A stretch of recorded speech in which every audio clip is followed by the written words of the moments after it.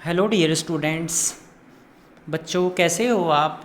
आज हमारा जो टॉपिक है वो है नॉर्मल सेल के बारे में, यानी कि एनिमल सेल, उसके स्ट्रक्चर और उसके फंक्शन के बारे में हम बात करेंगे। और उसके अंदर कौन कौन से वहाँ पे जो उसके टाइप्स होते हैं, उसमें ऑर्गेनल्स कौन से होते हैं, उसमें उसके न्यूक्लियस के बारे में, उसकी सेल मेम्ब्रेन के बारे में हम आगे डिस्कस करेंगे। ये हमारे ऑब्जेक्टिव हैं।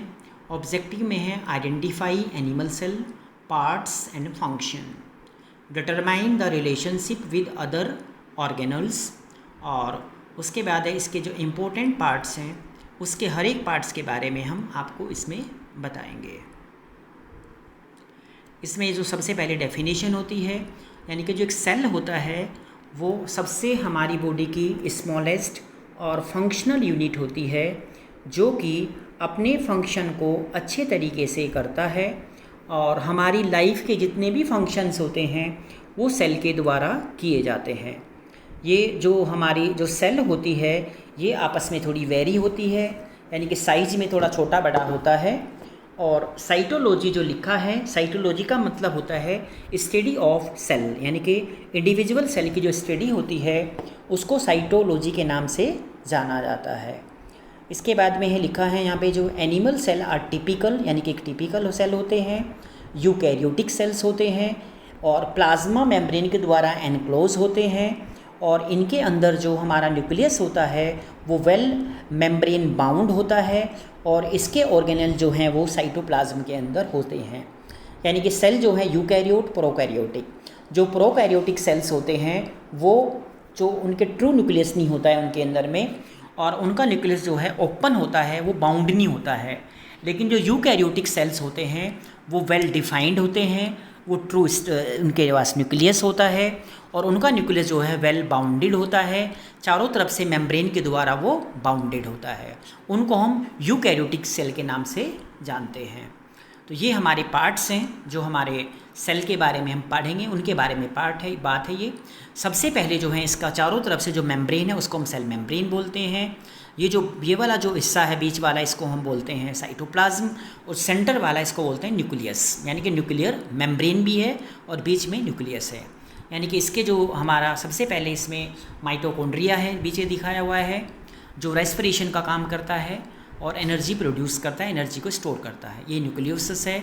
ये लाइसोसोम है, जो अनवांटेड सेल होते हैं उनको ये क्या करता है, ये खा जाता है, उनको ये सेल को तोड़ के डाइजेस्ट कर देता है। ये राइबोसोम है जिसको हम आरएनए बोलते हैं, यहाँ पर प्रोटीन का सिंथेसिस होता है। ये साइटोप्लाज्म है, जेली लाइक स्ट्रक्चर फ्लूइड होता है, इसके अंदर जो है ऑर्गेनल्स प्रेजेंट होते हैं। ये डीएनए हमारा जिसमें हमारे क्रोमोसोम्स होते हैं, क्रोमेटिड्स होते हैं, जीन्स होता है, और यहाँ पे डीएनए की स्टडी होती है इसके न्यूक्लियस की हेल्प से।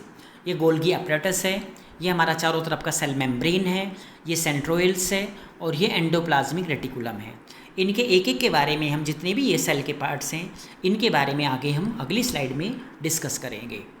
यानी कि जितने भी हमारे ऑर्गेनल्स हैं उनके फंक्शन, उनके शेप, साइज़, उनके बारे में हम बात करेंगे। ये हमारा हेडिंग था। तो इसमें सबसे पहले सेल मेम्ब्रेन होती है। सेल मेम्ब्रेन जो है ये प्रोटीन की बनी होती है, हाइड्रोफिलिक होती है। हाइड्रो का मतलब पानी, फिलिक का मतलब है लव। ये पार्ट पानी से लव करता है, पानी को, ये हाइड्रोफोबिक है, इसको पानी से डर लगता है, ये पानी से दूर रहते हैं। तो जो आउटर मेम्ब्रेन होती है सेल की, वो उसकी मूवमेंट और उसके जो अदर पार्ट है वो उस पर डिपेंड करता है, उसको वो वहाँ पे कंट्रोल करती है। जो हमारी ये लेयर होती है, डबल लेयर होती है, फोस्फोलिपिड और बाई लेयर के नाम से जाना जाता है। इसको फोस्फोलिपिड बाई लेयर भी हम कहते हैं। ये हमारा न्यूक्लियस है। न्यूक्लियस का मतलब होता है कि जो मेन जो सेल की जो जेनेटिक मटेरियल्स जो है होता है वो न्यूक्लियस के अंदर होता है। इसलिए लिखा है डायरेक्ट सेल एक्टिविटीज, यानी कि सेल की एक्टिविटी में डायरेक्ट जो है पार्ट प्ले करता है, और जेनेटिक मटेरियल को ये रखता है, इसमें होता है। और साइटोप्लाज्म से ये मेम्ब्रेन से सेपरेट होता है, अलग होता है। इसमें डीएनए होता है। ये एक तरह से डायग्राम दिखाया हुआ है यहाँ पे जो हमारा न्यूक्लियस है। ये न्यूक्लियर मेम्ब्रेन है, इसमें डायग्रामेटिक दिखा रखा है। ये चारों तरफ से जो मेम्ब्रेन है इसको हम न्यूक्लियर मेम्ब्रेन के नाम से जानते हैं। और इसके चारों तरफ जो है यहाँ पे लेयर होती है, जो दो लेयर से मिलके बना होता है। इसकी जो ओपनिंग होती है वो अलाउ करती है किसी मटेरियल को अंदर जाने के लिए और बाहर आने के लिए। यानी कि कौन सा जो हमारा जो मटेरियल्स होता है वो सेल के अंदर जाएगा और कौन सा जो मटेरियल सेल न्यूक्लियस से बाहर आएगा उसको ये कंट्रोल करने में हेल्प करती है। ये क्रोमोसोम्स होते हैं जो हमारे सेल न्यूक्लियस के अंदर होते हैं, वो क्लस्टर न्यूक्लियस के अंदर होते हैं जिसमें डीएनए के द्वारा ये बना होता है। इसमें जिसमें जो हमारी ट्रेट्स होते हैं, जो कैरेक्टरिस्टिक्स होते हैं, वो सारे के सारे इसके अंदर प्रेजेंट होते हैं।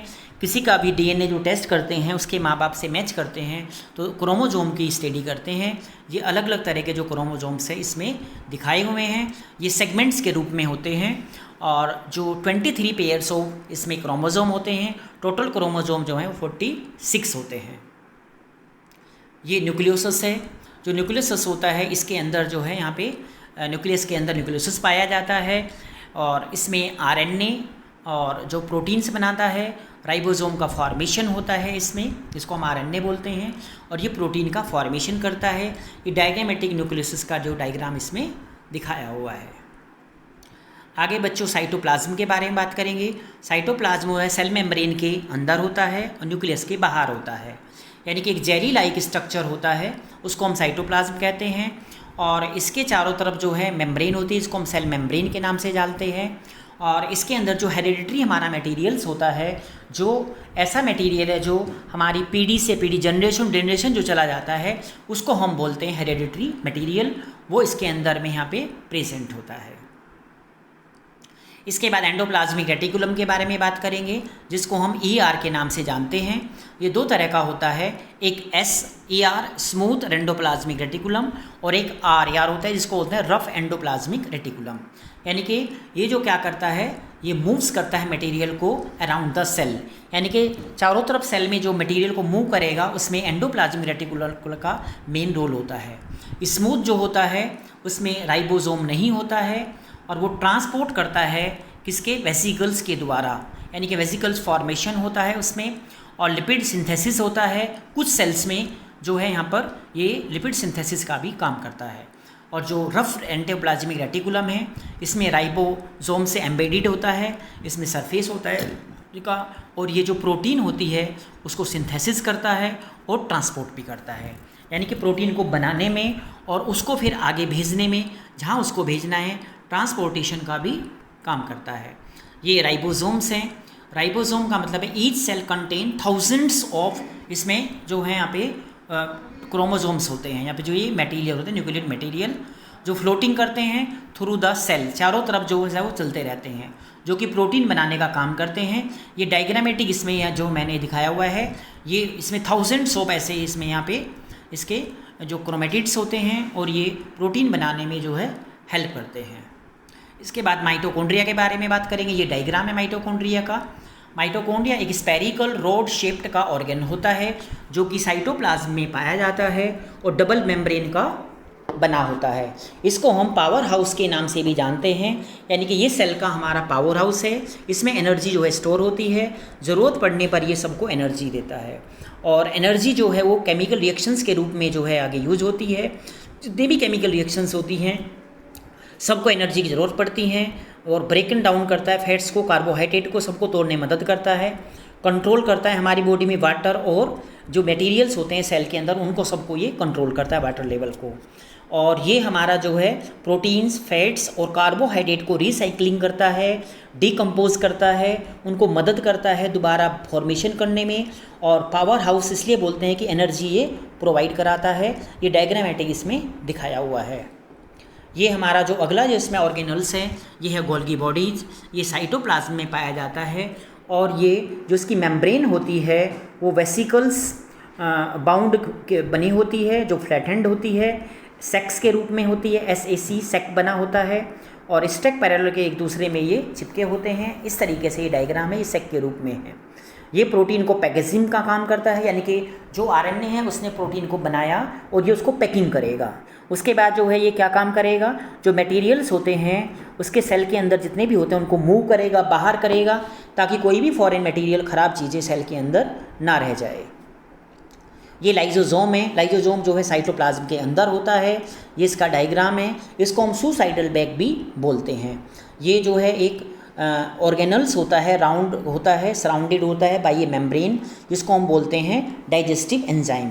यानी कि डाइजेस्टिव एंजाइम इसके अंदर प्रेजेंट होते हैं, जो कि जितने भी हमारे जो फॉरेन बॉडीज़ होती हैं, बाहर आते हैं, जितने भी जो भी हमारी सेल में आएंगे उनको ये मारने का काम करेगा।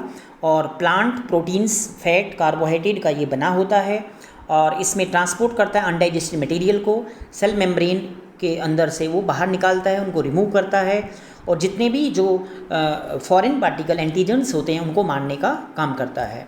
जो लाइजोजाइम होता है ये एक तरह का हमारा एंजाइम होता है जो कि अपने फोल्ड को खोलकर किसी भी जितने भी हमारे अनवांटेड जितने भी ऑर्गेनिज्म हैं उनको पकड़ के मारने का काम करेगा और उनको डाइजेस्ट करेगा।